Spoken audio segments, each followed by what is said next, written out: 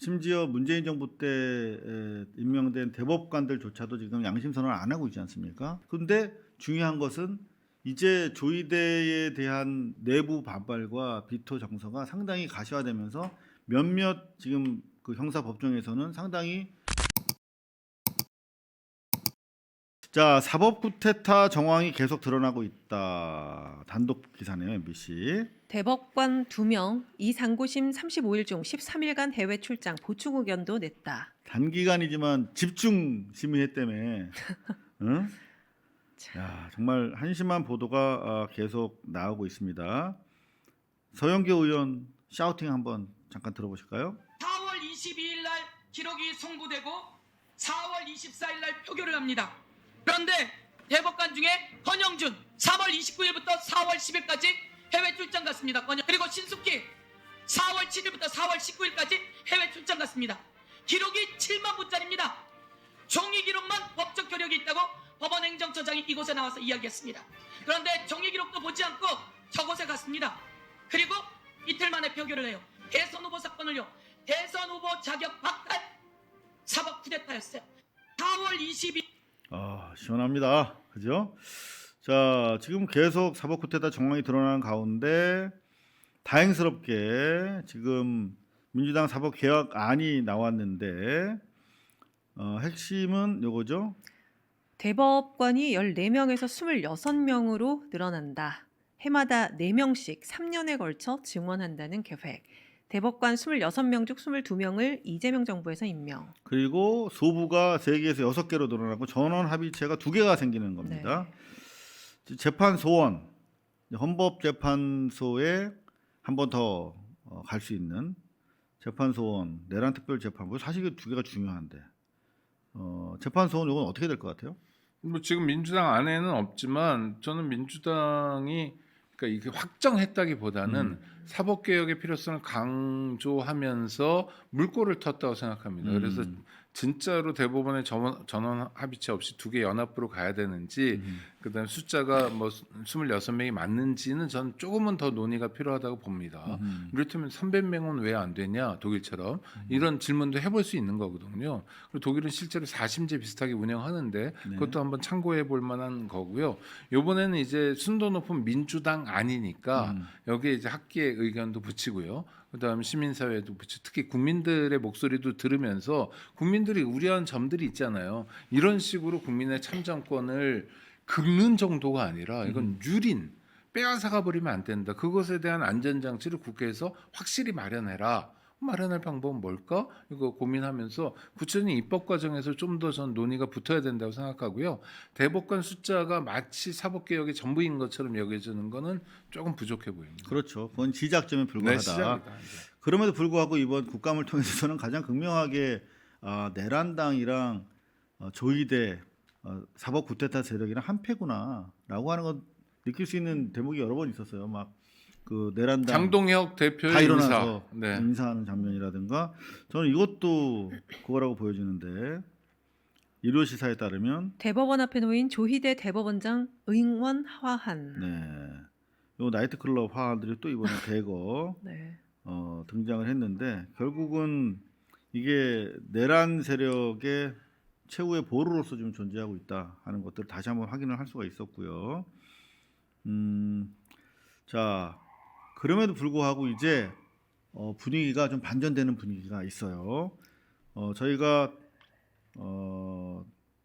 이를테면은 JTBC 보도에 따르면 재판부 직접 한덕수 공소장 바꿔라 유죄된 최대 사형. 몇몇 재판부에서 지금 대단히 전향적인 재판 진행이 이루어지고 있어요. 그리고 내란 특검도 지난번 우리 박성재 영장 기각돼가지고 좀 화가 났는데 단독 내란 특검 위법성 몰랐다는 박성재의 포고령 검토 전 법무실장 소환. 이번에 박성재한테 공을 많이 들이더라고요. 그래서 이제 구속영장 기각 사유가 여러 가지가 있었지만 핵심적으로 우리가 충격받았던 게 위법성을 몰랐다 박성재가. 고검장까지 지냈고 현직 법무부 장관이 계엄이 위법인지를 몰랐다는. 우리 시민들은 다 알고 장갑차를 막았는데 얘는 몰랐대. 그래서 대단히 면밀하게 준비를 하고 있더라고요. 위법 가능성을 인지하고 검토시킨 거, 그리고 뭐 회의실 TV에서 군경 국회 통제 송출이 이루어지고 있었던 거, 그다음 운전기사 조사를 통해서 이동 중 지시사항까지 확인해가지고 면밀하게 준비를 하고 있다는 내용인데, 이렇게 특검에서 이제 보도를 태운다는 건 사실은 다 확인했다는 거거든요. 그렇죠. 네. 그러니까 저는 이번에 뭐 영장이 나올 텐데 이런 것 같아요. 그러니까 이 법무부 장관, 전 법무부 장관, 당시 내란 정권의 법무부 장관에 대한 구속 영장마저도 기각하는 중앙지법의 그 문제 영장 전담 판사들도 이렇게 스포트라이트가 들어가면 국민들이 쳐다보면 견뎌낼 수 없거든요. 만약에 이번에도 영장을 또 똑같은 이유로 기각하면 뭡니까 이건? 정말 더 강도 높은 법원 개혁이 있어야 되겠다. 그러니까 검사들의 준동이라는 게 하루 이틀이 아니에요. 노무현 전 대통령의 비극적인 죽음부터 생각하더라도 아주 오랫동안 반복적으로 그래 왔잖아요. 마지막까지 최근에도 뭐 국회만 갔다 하면 뭐 별의별 인간들이 다 있고 뭐 마이크 올리면 승질 내지 않나 뭐 어쩌고저쩌고 관봉권도 마찬가지고 이게 하나하나 쌓여가지고 조직 해체가 갔잖아요. 법원도 마찬가지거든요. 지금이라도 전향적인 모습을 보이면서 법원이 자기 자리를 잡아가면 핀셋으로 조이대만 문제구나 하겠지만 끄집어내는 방식으로 그게 아니라 법원 자체가 고이고 썩었구나. 이 사람들은 안 되겠구나 하면 더 전면적인 개혁, 그 갈림길에 있어요. 사법개혁은 할 거예요. 해야 돼요. 국민적 요구예요. 근데 어느 정도 수위로 할 거냐. 의 차이는 편차는 크기 때문에 지금부터라도 우리 고발 뉴스도 판사님들 많이 듣는 거로 알고 있는데 정말 내부에서 의견 모아가야 됩니다. 다 같이 죽을 거냐 아니면 그러니까 이게 참 그래요. 정말 제대로 검찰도 마찬가지지만 법원 같은 경우 너무나 점잖으셔서 네. 이런 정도 상황 되면 들고 일어나야 되거든요. 법원에서도. 그런데 심지어 문재인 정부 때 임명된 대법관들조차도 지금 양심 선언을 안 하고 있지 않습니까? 그나마 지난번에 전현희 의원 등 법사위원들과의 오찬 자리에서 몇몇 판사 대법관들이 우리 종이로 서면 검토 안 했어요. 뭐 이런 얘기를 해주고 이제 현장에서 확인해서 그걸로 이제 상당히 반향이 있었는데 그 정도야. 네. 근데 중요한 것은 이제 조이대에 대한 그 내부 반발과 비토 정서가 상당히 가시화되면서 몇몇 지금 그 형사 법정에서는 상당히 전향적인 재판이 진행이 되고 있지 않습니까? 한덕수에 대해서도 그리고 심지어 이제 커밍아웃하는 판사들도 나오기 시작했어요. MBC에 따르면 현직 판사 이례적 재판은 선별적 정의, 대법원장 입장 표명 요구. 입장 표명을 해달라, 정치 참여다 라며 실제로 거취에 대한 결단까지 요구를 하고 있는데 이 부장판사가 신원이 나왔습니다. 송승용 서울중앙지법 부장판사인데 이런 분들이 계속 이어질 것으로 보인다. 그럼요. 네. 왜냐하면 사실은 현실적인 걱정과 고민도 해야 됩니다. 하고 있는 거로서도 알고 있고요. 이 법원의 가장 중요한 건 뭐냐면 국민적 신뢰예요.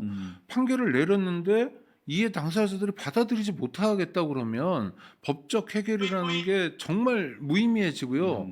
자기 존재 이유가 없어지는 거예요. 먹고 살기도 어렵고. 그러니까 예를 들어서 이런 겁니다. 초임 법관은 지금 법조 일어날 때면 5년이 경과해야만 법관이 될 수 있거든요. 그러니까 밖에서 5년 동안 놀다 들어와야 돼요. 그렇죠. 그런데 5년 그러니까 초임이 세전으로 한 7천 얼마를 번대요. 일반 국민보다 많이 버는 거지만 같은 저 경력에 로펌에 가 있는 것보다는 절반도 못 버는 거죠. 되죠. 네. 근데 왜 버냐? 물론 나중에 퇴직한 다음에 더 많이 벌겠다는 욕구도 있겠지만 또 하나는 진짜 판사가 되고 싶은 사람들이 있는 거예요. 그렇죠. 네네. 뭔가 문제를 해결하고 국가 발전에 국민들에게 이렇게라도 내가 좀 하고 싶다는 선의도 이렇게 모여 있거든요. 근데 이게 다 깨진 상황이에요. 누구 때문에? 조이대 때문에. 그럼 판사들은 어떻게 해야 됩니까? 저항해야죠. 네. 점잖게라도 조이대가 이 모든 걸 끌어안고 가야죠. 다시 그게 한번 유일한 해법이에요. 다시 한번 말씀드립니다. 방금 그 용기 있게 커밍아웃한 송승용 네. 부장판사 이런 거 좀 우리가 지지의 메시지를 올리고 칭송하는 목소리를 내는 게 사실은 조직 내에서 고립되어 있는 상태이기 때문에 선량한 목소리를 내는 분들 지난번에 우리 저 쿠팡 관련해서 문제 제기했던 그 검사처럼 그 검사. 우리가 응원해 줘야 됩니다. 왜냐하면 그래야만 조이대 요시의 키즈들, 베이비들이 고립될 수가 있어요. 이거 한번 보시죠. 이 수원 법원 3인방이 영장 전담 판사로 바로 배치가 됐어요. 25년 2월 저는 대법원 법원 인사가 다 조의대 체제를 완성시킨 이 법관 인사라고 봅니다. 이 수원지법에서 이렇게 중앙지법 올라오면 영장 전담 판사 하고 싶으면 안 합니다. 근데 사무분담위원회에서 영장 전담 판사를 지정할 때는 딱 두 가지 경우밖에 없습니다. 법원장이 사무분담위원장한테 뭔가 사주를 했던지 혹은 그 분위기를 수석부장이 만들었던지 아니면 그 세 명이 영장 전담 판사를 지원했겠죠. 전담 판사 어떻게 세 명이 바로 전속으로 배치가 되냐고요?